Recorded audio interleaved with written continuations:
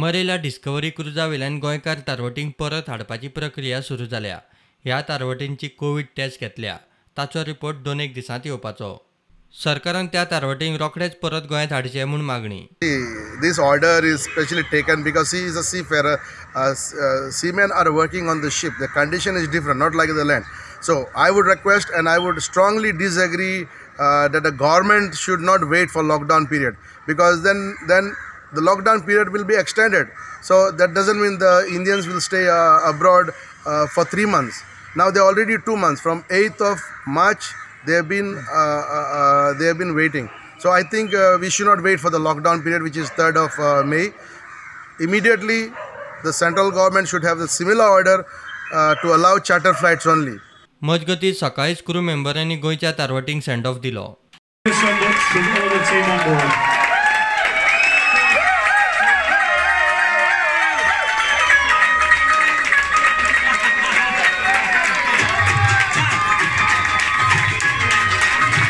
तारवटींनी तांचे फामिलीन तारवटीच्या संघटनेन लोकांनी प्रेशर घालो म्हूण सगळे जाग्यार पडूंक लागला म्हूण गोवा फॉरवर्ड म्हणटा. That this solely happened because of the pressure on the state and the central government. Not as much of political pressure, but moral pressure brought on by the seafarers, their families, and by the Goan Seamen Association of India, NGOs and citizens supporting the cause of the seafarers.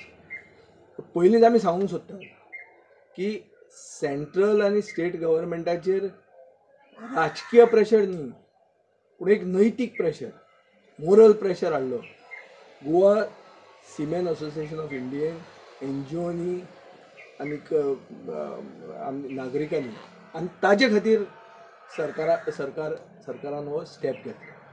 मरेला discovery वेल्या तारवटींक परत हाडपाची प्रक्रिया सुरू जाल्या. कर्निका cruise anchor केल्या. आंग्रिया धक्क्याक लागल्या. केंद्राच्या नेमा प्रमाण सगळ्यांक हाडटले म्हूण मुख्यमंत्र्यांनी ट्वीट केला. मजगतीं घर मंत्रालयान भारतीय तारवटींचे जॉब सेफ्टीक सायन ऑफा खातीर SOP जारी केल्या. लाखों भारतीय मर्चेंट शिपिंग वेसल्स पर काम करते हैं.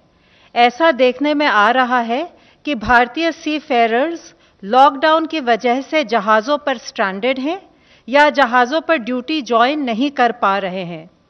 इस वजह से ये चिंता भी है कि अन्य देशों के सीफेरर्स ऐसे जहाज़ों पर भारतीय सीफेरर्स की जगह ले सकते हैं.